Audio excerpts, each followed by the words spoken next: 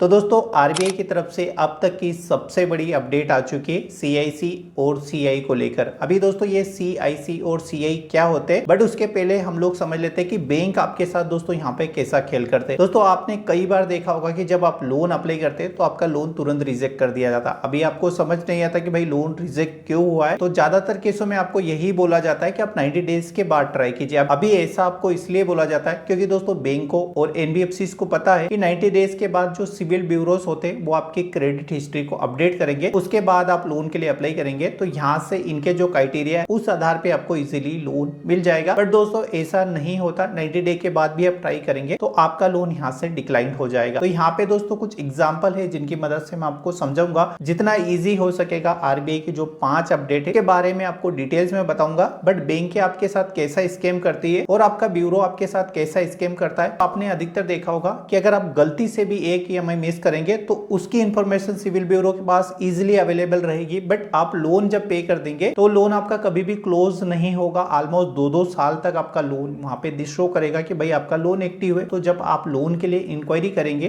तो यहाँ पे दोस्तों मैटर फंस जाता है आपके क्रेडिट यूटिलाइजेशन का। यहाँ पे आपको बताया जाता है कि भाई जो आपका क्रेडिट लिमिट है उस हिसाब से आप 80% यूज करो। मैं अभी आपको प्रूफ भी दूंगा ऐसा क्यों होता है। तो मैं पहले आपको एक प्रूफ दे देता हूँ कि कैसे ये लोग आपके साथ खिलवाड़ करते हैं। इसी कारण दोस्तों ज्यादातर लोगों को लोन नहीं मिलता, उनके लोन जब भी वो अप्लाई करते हैं वो डिक्लाइन हो जाते हैं। तो मैं आपको दिखा देता हूँ कि कैसे ये आप लोग के साथ स्कैम करते हैं। इसी के चलते मैंने ज्यादातर लोगों का लोन देखा है, उनका लोन रिजेक्ट ही हो जाता। अभी लोन रिजेक्ट क्यों हो जाता है तो यहाँ पे देखिए हम लोग यूज करेंगे पेटीएम का। तो पेटीएम के अंदर दोस्तों आपको एक सेक्शन मिलता है सिविल स्कोर का। यहाँ पे देखिए मैं सिविल स्कोर को ओपन करूंगा, यहाँ पे आपके सामने सारी डिटेल्स आ जाएगी। पेटीएम के अंदर आपको 2 ब्यूरो मिलते हैं, एक आपका सिविल मिल जाता है और दूसरा आपको मिलता है एक्सपीरियंस करके एक ब्यूरो आता है। दोनों ब्यूरो यहाँ पे आपको मिल जाएंगे। यहाँ पे आप देख रहा हूँ सिविल के अंदर मेरे 11 पॉइंट प्लस हुए और दूसरा यहाँ पे ब्यूरो आप देख रहे होंगे के अंदर मेरे 34 पॉइंट प्लस हुए। अभी दोस्तों यहाँ पे देखिए लोग जालसाजी कैसे करते हैं। तो यहाँ पे देखिए एक लोन का सेक्शन आएगा, जैसे मैं लोन के ऊपर क्लिक करूंगा तो ये एक्सपीरियंस का मैं दिखा रहा हूँ आपका लोन का इन्फॉर्मेशन रहता है वो अपडेट नहीं करते। अभी लोन का इन्फॉर्मेशन अपडेट नहीं करेंगे तो जाहिर सी बात है ना, जो क्रेडिट इन्फॉर्मर रहेगा तो उसको तो यही लगेगा ना भाई आपका क्रेडिट यूटिलाइजेशन ज्यादा है। जैसे ही आपका क्रेडिट यूटिलाइजेशन ज्यादा होगा आप लोन के लिए अप्लाई करेंगे देन आपका लोन रिजेक्ट हो जाएगा। और लोन रिजेक्ट होने का दोस्तों मेनली यही कारण रहता है कि आपकी इनकम कम है देन आपके लोन ज्यादा है, जिसके कारण कोई भी एनबीएफसी या बैंक आपको लोन नहीं देता। ज्यादातर लोगों को लोन नहीं मिल पाता, वो यही सोचते रहते यार मेरा लोन रिजेक्ट होगा मुझे तो लोन नहीं मिलेगा। हर किसी को लोन मिल सकता है बट बीच में दलाल बैठे ही आपको कभी भी लोन नहीं लेने देंगे और ज्यादातर जालसाजी दोस्तों यही लोग करते हैं। तो यहाँ पे देखिए ये मेरा ओवर ड्यू पेमेंट दिखा रहा है, यहाँ पे आप देख रहे होंगे 24,000 रुपए। ये होम लोन का ईएमआई है, मैं आपको बता देता हूँ मेरा होम लोन है जिसका मैं टाइम टू टाइम ईएमआई पे करता हूँ। टाइम टू टाइम एक भी ईएमआई मैंने मिस नहीं किया। बट यहाँ पे क्या दिखा रहा है 24,000 मेरा ओवर ड्यू है। अभी मैं लोन के लिए अप्लाई करूंगा तो ज्यादातर सीआई मेरा लोन रिजेक्ट मार देंगे। दूसरा यहाँ पे देखिए मैं दिखाता हूँ, यहाँ पे देखिए ये मेरा होम लोन एक्टिव है। दूसरा यहाँ पे एक लोन आ रहा है commercial vehicle loan last number आप देख सकते हैं। लोन अमाउंट कितना है 2,84,700। ये वाला दोस्तों लोन में 2 साल पहले बंद कर चुका। 2020 जैसे एंड हुआ था, जैसे कोविड नॉर्मल हुआ था वैसे ही हमने यहाँ पे ये लोन क्लोज कर दिया था क्योंकि हम कोई भी रिस्क नहीं लेना चाहते कि फ्यूचर में ऐसी एक्टिविटी हो। तो जितनी भी हमारी सेविंग थी हमने उससे इसको क्लोज कर दिया। अभी भी आप 2024 के अंदर देखेंगे तो यहाँ पे क्या दिखा रहा है एक्टिव, मतलब 2 साल पहले जो पेमेंट मैं कर चुका वो लोन अभी तक नहीं बंद हुआ। ये तो मैं एक एग्जांपल ये दिखा रहा हूँ। ये रहा आपका एक्सपीरियंस, मतलब यहाँ पे कैसे घपले हो। तो दूसरा यहाँ पे आप देखेंगे सिविल का। तो देखिए सिविल के ऊपर मैं क्लिक करूंगा और यहाँ पे देखिए लोन सेक्शन आता है, मैं इसके ऊपर क्लिक करूंगा। यहाँ पे देखिए ऑटो लोन करके, तो ये मैंने आरबीएल फाइनेंस से लोन लिया था। तो यहाँ पे भी आप दिखा रहा हूँ लोन एक्टिव है। टोटल लोन कितना 1,60,000 का लोन है। इस लोन को दोस्तों मैं 1.5 साल पहले बंद कर चुका हूँ। अभी भी मेरी प्रोफाइल पे एक्टिव है। ऐसे कितने लोन है दोस्तों जो मेरी प्रोफाइल पे एक्टिव है। अभी दोस्तों ऐसे लोन रहेंगे तो जाहिर सी बात है एनबीएफसी तो आपको लोन नहीं देगी। जब आपका लोन रिजेक्ट होगा तो आपको यही अल्टीमेटम ये लोग देंगे, आपका क्रेडिट यूटिलाइजेशन ज्यादा है, आपने ज्यादा लोन लेके रखा है, आपकी प्रोफाइल रिस्की है इसलिए हम लोन नहीं देंगे। लोन नहीं मिलेगा तो एक तो प्लस आपका इंक्वायरी चला गया और दूसरा यहाँ पे आपका क्रेडिट यूटिलाइजेशन भी ये लोग बढ़ा के दिखा देंगे, जिसके कारण 100 लोगों में से 90 लोगों का इन्हीं सब छोटी गलतियों के कारण लोन रिजेक्ट होता है। ज्यादातर लोगों को लोन नहीं दिया जाता। यहाँ तो हमने बेसिक समझ लिया आरबीआई के जो नए रूल आए क्रेडिट ब्यूरो को लेके, तो ये आपको कैसे बेनिफिट करेंगे। दोस्तों हमारे देश के अंदर लोन लेते टाइम जो सबसे ज्यादा क्रेडिट ब्यूरो यूज होते हैं वो यहाँ पे आप देख सकते हैं। ज्यादातर लोन इन्हीं के मदद से मिलते हैं और ज्यादातर एनबीएफसी इन्हीं के ऊपर ट्रस्ट करती है। तो दोस्तों यहाँ पे गेम क्या होता है, जब आप लोन लेने जाते हैं, मान लीजिए मैं एसबीआई के पास लोन लेने गया, मैंने एसबीआई को बोला कि भाई मुझे 50,000 का लोन चाहिए। तो एसबीआई क्या है क्रेडिट इन्फॉर्मर, ये सिविल को बताएगा कि ये बंदा लोन लेने आया, इसको लोन देना है। तो एसबीआई का जो भी एम्प्लॉइज रहेगा या एसबीआई के जो भी एप्लीकेशन रहेगी वो आपसे सारी डिटेल्स मांगेगी, जैसे आपका नाम क्या है, आपके फादर का नाम क्या है, आपका डेट ऑफ बर्थ क्या है, और एक मेन चीज मांगा जाता है आपसे आपका पैन कार्ड नंबर। सारी चीजें आप भरेंगे। जैसे ही आप लोन सबमिट का बटन प्रेस करेंगे तो डिपेंड करता है वो बैंक किस ब्यूरो को प्रीफर कर रहा है। ठीक है, तो दो ब्यूरो मेन यूज हो रहा है। पहला होता है सिविल, एसबीआई के ज्यादातर केस सिविल के पास जाता है, और दूसरा होता है आपका एक्सपीरियंस। तो दो ब्यूरो में से किसी एक ब्यूरो के पास आपका इंक्वायरी जाएगा। जैसे सीआई का इंक्वायरी किसको जाएगा, सीआईसी को। अभी सीआईसी कौन है, सीआईसी है आपके क्रेडिट ब्यूरो। तो जैसे ही यहाँ से इंक्वायरी निकल के ब्यूरो के पास जाएगा तो ब्यूरो वहां पे चेक करेगा कि पास में आपने कितना लोन लिया, कितना आपका डिले है, कितना लोन आपका एक्टिव चल रहा है, सारी चीजें वो चेक करेंगे। देन एक डिटेल रिपोर्ट बना के सीधा ट्रांसफर करेंगे आपकी बैंक को। फिर आपकी बैंक डिसाइड करेगी कि आपको लोन देना है कि नहीं। अगर सारी चीजें वहां से एक्यूरेट रहती है तो आपको इजीली लोन मिल जाएगा। मेरे इसमें पंगा चल रहा है मेरी सिविल रिपोर्ट के अंदर कि जो लोन 2 साल पहले पे कर चुका हूं बट अभी भी एक्टिव शो कर रहा है, तो जाहिर सी बात है मेरा जो क्रेडिट यूटिलेशन वो ज्यादा दिखाएगा। अभी ज्यादा दिखाएगा तो 100% चांस है कि मेरा लोन यहाँ पे रिजेक्ट हो जाएगा। इन सब चीजों को सही करने के लिए आरबीआई ने नए रूल लाए। अगर ये नए रूल सही से वर्क कर जाते 70% लोगों को लोन मिल जाएगा, क्योंकि ज्यादातर लोन छोटी छोटी चीजों की वजह से रिजेक्ट होते हैं। तो पहला दोस्तों रूल यहाँ पे आरबीआई ने ये लाया, सभी सीआईसी को बोला है। अभी सीआईसी में बोल रहा हूँ तो सीधा सा समझ लीजिए, सीआईसी क्रेडिट इंफॉर्मेशन कंपनी जो आपके सिविल है, और सीआई क्रेडिट इंफॉर्मेशन जो आपके बैंक है। यहाँ तक हमारी चीजें क्लियर है। तो मैं सीआई और सीआईसी बोलूँ तो आप कंफ्यूज मत होइएगा। तो यहाँ पे आरबीआई ने दोनों को बोला है कि भाई आपको 30 डेज के अंदर इसको ठीक करना पड़ेगा। अभी जैसे मैं रिपोर्ट करूँ सिविल को, तो सिविल की रिस्पॉन्सिबिलिटी है कि वो बैंक को बताए कि भाई इस बंदे का डिस्ट्रीब्यूट आया, ये इसने लोन लेके रखा है, इसने पे कर दिया, बट आपने इसका इंफॉर्मेशन हमको नहीं दिया, जिसके कारण हमने इसका सिविल अपडेट नहीं किया। तो मैंने ये रिक्वेस्ट किया सिविल को, सिविल ने बोला बैंक को। बैंक और सिविल यहाँ पे कोऑर्डिनेशन नहीं करता, तो दोस्तों 100 रुपए रोज से यहाँ पे जो है पेनल्टी चार्ज किया जाएगा। जो इसका टोटल साइकिल है वो 30 डेज का है। तो अगर सिविल की तरफ से डिस्ट्रीब्यूट होता तो बैंक को जाएगा, तो यहाँ पे जिम्मेदारी होता सिविल का। तो सिविल ने अपना बैंक को दे दिया, अभी बैंक नहीं करेगा तो बैंक के ऊपर पेनल्टी पड़ेगा, और मैंने डिस्ट्रीब्यूट किया बैंक को। बैंक ने इन्फॉर्मेशन किया सीआईसी को, अगर सीआईसी टाइम से इसका रिजोल्यूशन नहीं करेगा तो इस बार पेनल्टी पड़ेगा सीआईसी को। तो दोस्तों ये दोनों लोग यहाँ पे अपना काम सही से नहीं कर पा रहे थे, जिसके कारण काफी लोगों को यहाँ पे प्रॉब्लम हो रहा था, और आरबीआई को इसको लेकर हजारों कंप्लेन दोस्तों डेली जा रही थी, जिसके कारण आरबीआई को ये 5 रूल लाने पड़े। तो दोस्तों यहाँ पे जो पहला रूल लाया गया है, यहाँ पे आरबीआई कहता है कि भाई जब भी आप किसी का सिविल चेक करो या आपके पास कोई भी लोन इंक्वायरी है, तो जो यूजर का रजिस्टर्ड मोबाइल नंबर है, आपके पास जो भी रजिस्टर्ड ईमेल आईडी है, उसके ऊपर आपको यूजर को कंफर्मेशन देना होगा। आप एसएमएस से दो, ईमेल से दो में से कोई भी एक माध्यम से आप उनको रिपोर्ट करोगे कि भाई आपका इंक्वायरी आया है लोन के लिए, और ये लोन यहाँ पे अप्लाई किया जा रहा है, के कारण हम लोग आपका सिविल चेक कर रहे हैं। दूसरा दोस्तों यहाँ पे अपडेट है डिफॉल्ट को लेके। तो डिफॉल्ट के अंदर क्या होता है दोस्तों, काफी सारे लोग कभी कभार कोई परेशानी में फंस जाते, जिसके कारण वो अपना लोन नहीं चुका पाते। तो दोस्तों बैंक की जब भी नींद खुलती है, बैंक क्या करती है, सीधा उसको डिफॉल्ट में डाल देती है। जैसे ही बैंक दोस्तों डिफॉल्ट में डालता है लोन किसी भी यूजर का, तो वहां से आप समझ लीजिएगा उसका पूरा करियर खत्म होगा, यानी उसको कभी भी लोन नहीं मिलेगा। ये रूल दोस्तों कहता है कि जब भी आप किसी को डिफॉल्ट करेंगे तो आपको डिफॉल्ट करने वाले व्यक्ति को अपडेट देना होगा कि भाई आपका ये लोन है, अगर आप इस तारीख तक को ये लोन नहीं भरते। यहाँ पे दोस्तों एक यूजर को टाइम मिलेगा कि वो डिफॉल्ट से बचने के लिए बैंक का लोन चुका दे या बैंक से जो भी है सेटलमेंट कर दे, वो यहाँ पे डिफॉल्ट नहीं हो पाए। तो दोस्तों ये भी काफी अच्छा रूल है। दोस्तों अगर वीडियो अच्छा लगा तो इस वीडियो को लाइक और शेयर जरूर करें। तीसरे रूल के अंदर दोस्तों जो आरबीआई उन्होंने बोला अपनी गाइडलाइन के अंदर, जब भी आपके पास कोई कंप्लेन आएगी, यहाँ पे सीआईसी और सीआई दोनों आते हैं। मान लीजिए मैं कंप्लेन करता हूँ अपने ब्यूरो को, या मैं कंप्लेन करता हूँ अपनी बैंक को, तो बैंक को कंप्लेन करूंगा तो ब्यूरो के पास जाएगा, ब्यूरो कंप्लेन करूंगा तो बैंक के पास आएगा। तो दोनों का यहाँ पे दोस्तों कॉम्बिनेशन होता है, ये आपस में डिस्कशंस करते हैं, जो भी बीच में सेटलमेंट होता है दोनों पार्टियां दोस्तों यहाँ पे एग्री कर लेती है, तब आपका सेटलमेंट किया जाता है कि आपका लोन क्लोज करना है, डिफॉल्ट करना है, एक्टिव करना है, कितना डाउन पेमेंट है, ओवर ड्यू पेमेंट है। तीसरा रूल दोस्तों इसी के लिए,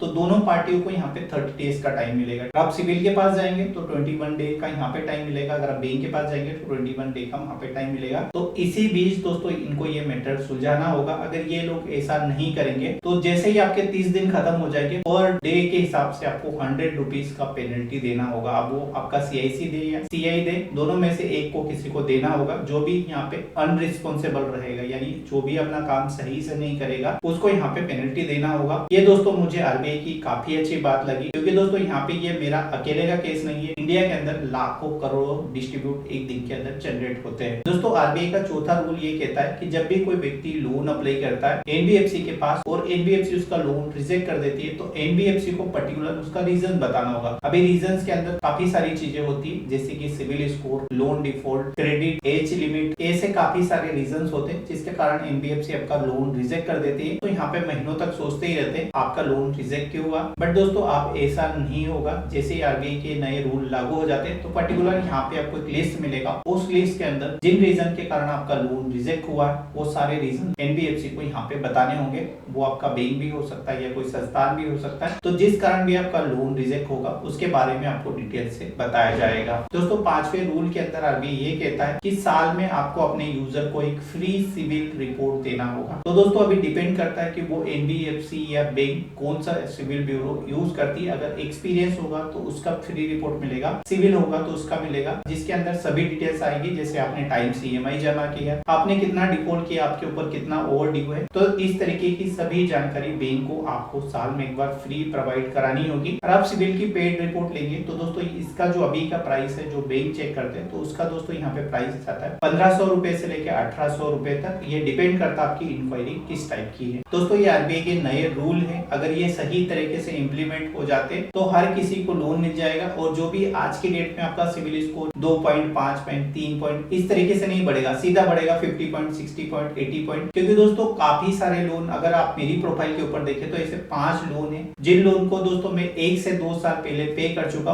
बट इन्होंने अभी तक अपडेट नहीं किया। और सीआईए इन्होंने भी अभी तक अपडेट नहीं किया। सबने अपने मजे लिए, सबने प्रोसेसिंग फी कमाई, सबने पैसा बनाया, बट एक यूजर के बारे में किसी ने भी नहीं सोचा और यहाँ पे कोई सोचना भी नहीं चाहता। तो दोस्तों आशा करता हूँ जो भी मैंने आपको इन्फॉर्मेशन दी वो आप लोग को काफी अच्छी लगी होगी। अगर दोस्तों ये वीडियो आपको अच्छा लगा तो इस वीडियो को लाइक शेयर जरूर करें, ताकि दोस्तों हमें भी मोटिवेशन मिले कि इस तरीके के इन्फॉर्मेशन वीडियो हम लोग आपके लिए लाते रहे और इसी तरीके से आपको अच्छी इन्फॉर्मेशन प्रोवाइड करते रहे। तो चलिए दोस्तों मिलते हैं किसी नए वीडियो में नई जानकारी के साथ। चलिए धन्यवाद।